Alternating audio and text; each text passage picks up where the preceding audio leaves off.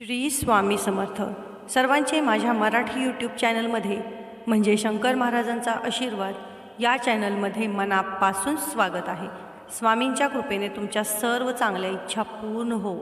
आज आपण वटपौर्णिमेचे महत्त्व काय आहे, मुहूर्त काय आहे, तसेच आर्थिक समस्या संपवण्यासाठी कोणते उपाय करायचे, ज्यांचे लग्न जमत नाही, काही ना काही त्यांना अडचण येतात, तर त्यांनी काय उपाय करायचे आणि त्याविषयी कोणत्या गोष्टी करायच्या आणि करायच्या नाहीत या विषयावर सविस्तर माहिती पाहणार आहोत। तुम्ही माझ्या चॅनलवर अजूनही नवीन असाल, माझ्या चॅनलला सबस्क्राईब केलेलं नसेल तर माझ्या चॅनलला तुम्ही सबस्क्राईब करा। चला तर मग जास्त वेळ न घालवता व्हिडिओला सुरुवात करूया। दरवर्षी ज्येष्ठ महिन्यातील अमावस्या तिथीला वटसावित्रीचा उपवास केला जातो। हे व्रत केल्याने पतीचे आयुष्य वाढते आणि वैवाहिक जीवनात मधुरता राहते असे मानले जाते। वटसावित्री व्रताच्या दिवशी वटवृक्षाची पूजा करण्याची परंपरा आहे।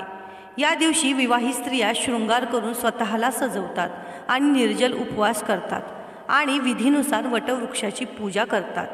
वटपौर्णिमेला वटसावित्री या नावाने देखील ओळखले जाते। बघा, यंदा वटपौर्णिमा 2024 तिथी ज्येष्ठ महिन्यातील पौर्णिमा तिथी शुक्रवारी 21 जून रोजी आहे।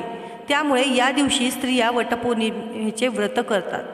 पौर्णिमा तिथी 21 जूनला सकाळी 7:31 सुरू होईल आणि 22 जूनला संध्याकाळी 5:37 संपेल। तसेच वटपौर्णिमा पूजेचा शुभ मुहूर्त काय आहे? वडाच्या झाडाला पूजण्यासाठी 21 जून रोजी सकाळी 5:24 ते 10:30 असणार आहे। विवाहित महिला वडाच्या झाडाला का पूजतात? पौराणिक कथेनुसार सावित्रीने यमराजाकडून तिच्या पतीचे सत्यवानाचे प्राण परत आणले होते।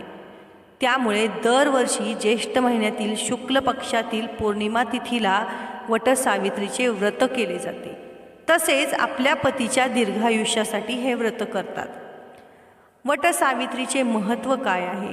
धार्मिक मान्यतेनुसार वडाच्या झाडामध्ये ब्रह्मा, विष्णू आणि महेश यांचा वास असतो असे म्हटले जाते। कथेनुसार वडाच्या झाडाखाली सावित्रीने आपल्या पतीला पुन्हा जीवदान दिले होते असे सांगण्यात आले आहे।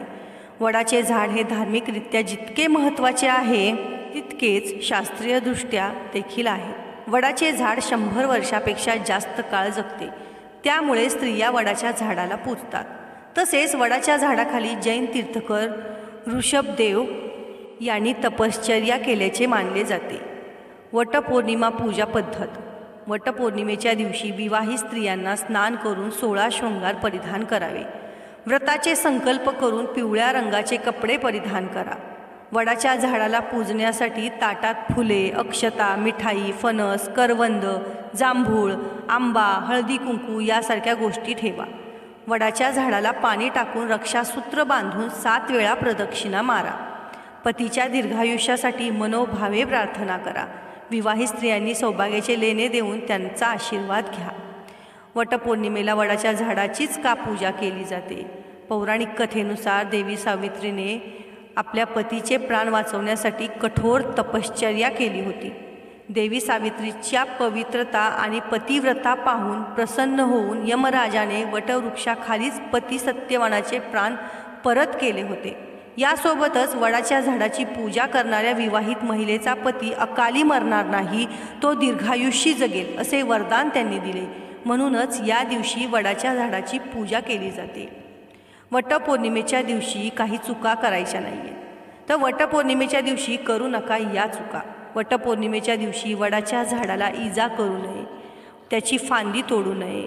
जर तुम्ही वटवृक्षाच्या फांदीची पूजा करणार असाल, तुम्हाला वेळ नसेल, तुम्ही वर्किंग वुमन असाल तर 1 दिवस आधी म्हणजेच आजच फांदी तोडून घरी आणा। वटपौर्णिमेच्या दिवशी काळ्या किंवा निळ्या रंगाचे कपडे परिधान करू नये। काळे निळे कपडे घालून पूजा करणे अशुभ मानले जाते। या दिवशी लाल, हिरवा, पिवळा असा शुभ रंग परिधान करावा। वटपौर्णिमेच्या दिवशी थोरा मोठ्यांचा अपमान करू नका। या दिवशी पूजा केल्यानंतर ज्येष्ठांचे आशीर्वाद घ्या। गर्भवती स्त्रियांनी वडाच्या झाडाला प्रदक्षिणा घालू नये। तसेच तुमच्या आयुष्यामध्ये आता काही समस्या चालू असतील, घरामध्ये काही कलह असतील, आर्थिक समस्या असतील, तर वटपौर्णिमेच्या दिवशी काही सोपे उपाय मी तुम्हाला सांगणार आहे। वटवृक्षाच्या वृक्षांची पूजा करून वटवृक्षाला या गोष्टी अर्पण करा. वटसावित्री व्रताच्या दिवशी गाईचे दूध पाण्यात मिसळून वटवृक्षाला अर्पण करा. यामुळे तुमच्या सर्व मनोकामना पूर्ण होतात.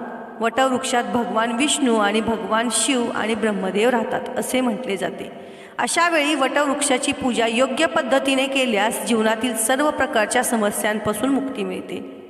वडाच्या मुळाजवळ अभिषेक पुरुष सुक्तासह षोडोपचार किंवा पंचोपचार पूजन व आरती करावी. वडास हळद कुंकू वाहून आंबे आणि दूध साखरेचा नैवेद्य दाखवावा. वडाच्या झाडाला तिहेरी सुती दोरा गुंडाळून 5 प्रदक्षिणा घालाव्या. हे झाड देवाचे प्रतीक मानले जाते. वटवृक्ष सकारात्मक ऊर्जा प्रसारित करतो. अशा वेळी व्रत नसतानाही वटवृक्षाची पूजा करावी. तसेच जे अविवाहित आहेत, ज्यांचे लग्न जमतच नाही, त्यांच्यासाठी वटपौर्णिमेच्या दिवशी काही उपाय केल्याने अविवाहित मुलींचे लग्न लवकर जमते अशी धार्मिक धारणा आहे.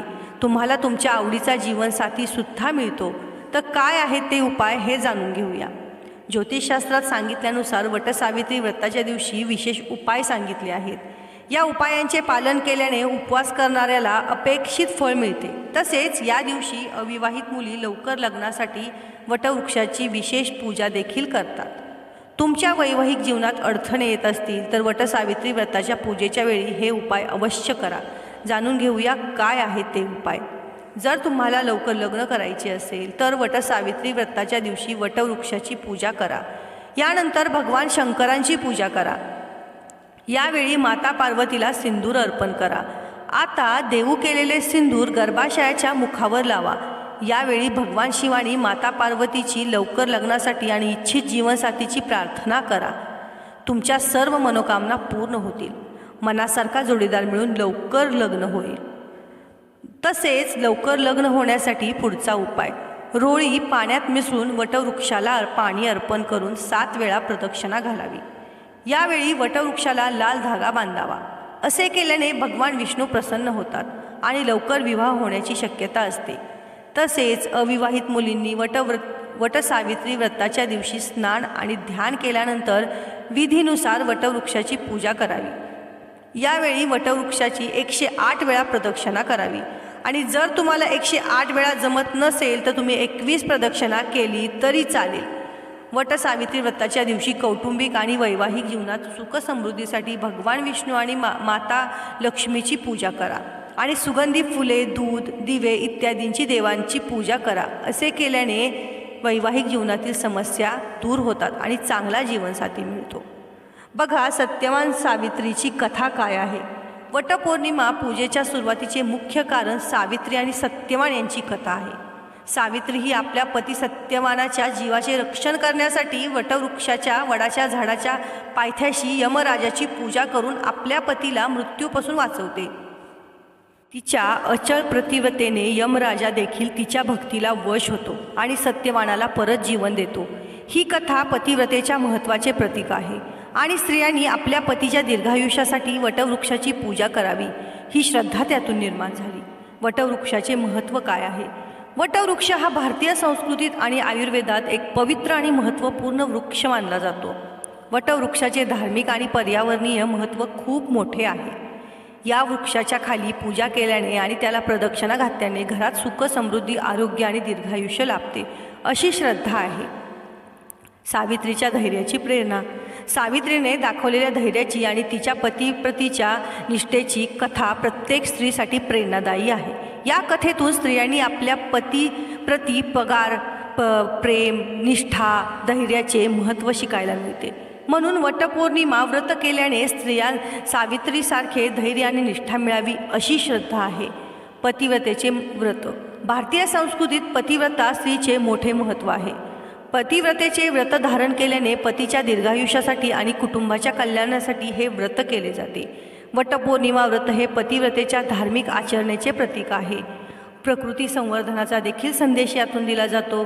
वटवृक्षाच्या पूजेने पर्यावरण संवर्धनाचा महत्त्वपूर्ण संदेश दिला जातो. वटवृक्षाच्या वृक्षांची पूजा करून त्याचे संरक्षण आणि संवर्धन करणे आवश्यक आहे. या पूजेच्या निमित्ताने वृक्ष संवर्धनाचे महत्त्व देखील अधोरेखित होते. तर मैत्रिणींनो, तुम्हाला ही माझी कथा कशी वाटली किंवा ही माहिती कशी वाटली हे मला कमेंटमध्ये नक्की सांगा. आणि जे मी तुम्हाला उपाय सांगितलेले आहेत ते तुम्ही मनापासून करा. तुम्ही माझ्या चॅनलवर अजूनही नवीन असाल, माझ्या चॅनलला सबस्क्राईब केलेलं नसेल तर माझ्या चॅनलला सबस्क्राईब करा. वटपौर्णिमेच्या तुम्हाला खूप खूप खूप शुभेच्छा. धन्यवाद.